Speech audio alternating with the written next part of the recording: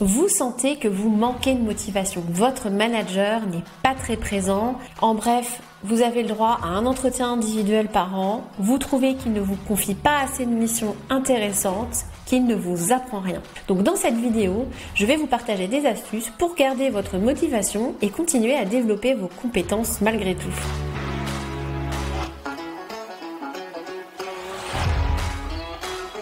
Moi, c'est Julie du cabinet Essentiel. Je suis coach professionnel accrédité ICF et praticienne Soul Coaching certifiée.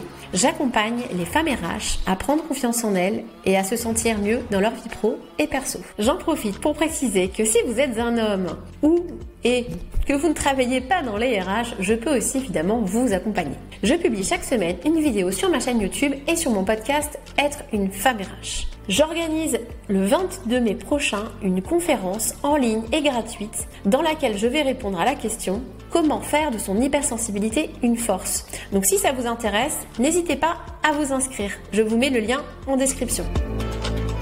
Attention, si votre manager est toxique et que cela impacte votre santé physique et mentale, cette vidéo ne vous aidera pas. Dans cette situation, je vous recommanderais de partir afin de vous préserver.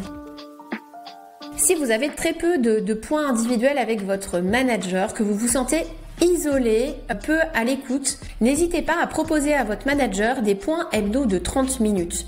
Et expliquez-lui votre ressenti. Ces points vont vraiment vous aider justement à instaurer une relation de confiance et à pouvoir exprimer plus facilement ce que vous vivez, vos difficultés et vos propositions. Et ces points individuels hebdomadaires vont aussi vous aider à justement à retrouver la motivation. Il est très important d'exprimer ses besoins à votre manager, de lui dire calmement, bien sûr, et clairement, justement que vous êtes démotivé, que vous avez besoin peut-être qu'il vous confie plus de missions intéressantes. D'ailleurs, si vous avez des idées de sujets que vous voulez porter, exprimez-le. Demandez clairement à votre manager de vous déléguer plus de missions ou de projets. Alors, vous trouvez que votre manager ne vous apprend rien. Alors ça, c'est quelque chose que j'ai souvent entendu et je vais peut-être vous dire quelque chose qui va vous choquer, mais c'est pas son rôle de vous apprendre. Son rôle, c'est vraiment de manager et non de transmettre une éventuelle expertise. Il n'a même pas besoin, pour moi, d'être expert pour manager. Ce qu'on va lui demander, normalement, c'est vraiment de manager. Par contre, en tant que manager, il est censé vous aider à développer vos compétences. Et s'il ne le fait pas, vous pouvez le faire vous-même. Comment ? Vous pouvez vous auto-coacher. Alors, je vais vous donner un exemple concret. Alors, par exemple, déjà, quelle est la compétence que vous souhaitez développer ? Donc, par exemple, la conduite de réunion. Dans quel délai vous souhaitez acquérir cette compétence ? Donc là, il est vraiment important de se fixer, entre guillemets, une date butoir. Et de se poser la question de comment je saurai que j'ai acquis cette compétence. Voilà, donc ça c'est pour pouvoir l'évaluer tout simplement. Ensuite, posez-vous la question des ressources que vous pouvez mobiliser. Alors ça c'est vraiment propre à chacun parce qu'on a toutes et tous une façon différente d'apprendre. On a des personnes qui vont avoir besoin de lire, besoin d'observer, d'écouter et d'autres d'expérimenter. C'est mon cas par exemple, moi je vais bien sûr prendre quelques informations, mais je vais pas attendre entre guillemets de maîtriser le sujet pour expérimenter. J'ai besoin d'expérimenter assez rapidement. En fait, c'est en faisant que j'apprends. Donc ça, c'est vraiment propre à vous.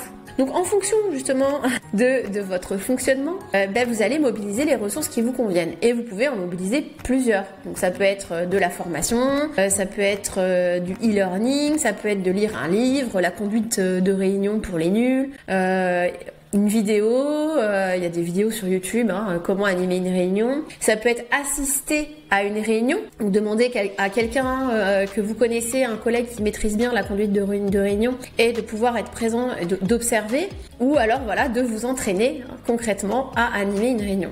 Et vous pouvez bien sûr mobiliser plusieurs ressources.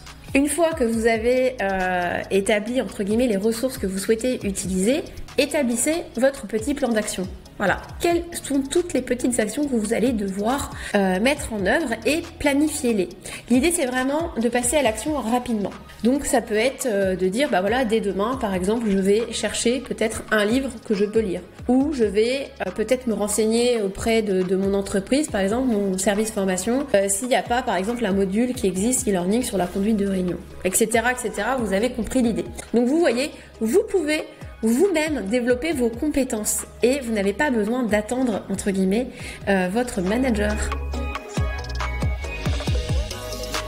Alors, vous n'avez peut-être pas là ou le meilleur manager, mais est-ce que c'est vraiment la problématique, hein. Il faut se poser un peu et se poser la question, est-ce que mon travail me plaît toujours? Est-ce que je suis pas en fait dans une zone de confort où je commence finalement un peu à m'ennuyer, hein, ça peut être ça. Est-ce que j'ai pas besoin d'évoluer vers un autre poste, hein, ou peut-être aussi de me réorienter, hein, pourquoi pas. Enfin, en tout cas, posez-vous la question. Peut-être que ce n'est pas forcément le manager qui est à l'origine du problème.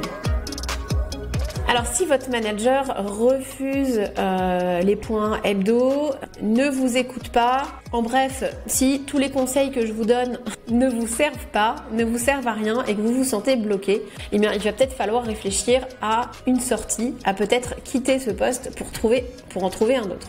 Et si tout ça c'est compliqué pour vous, parce qu'il y a beaucoup peut-être de peur, hein, de sortir de sa zone de confort, par exemple d'exprimer ces choses à votre manager, pour vous c'est trop compliqué, peut-être que vous manquez de confiance en vous. Donc pour toutes ces problématiques-là, moi je peux vous accompagner, donc n'hésitez pas à prendre rendez-vous avec moi, je vous mets le lien en description.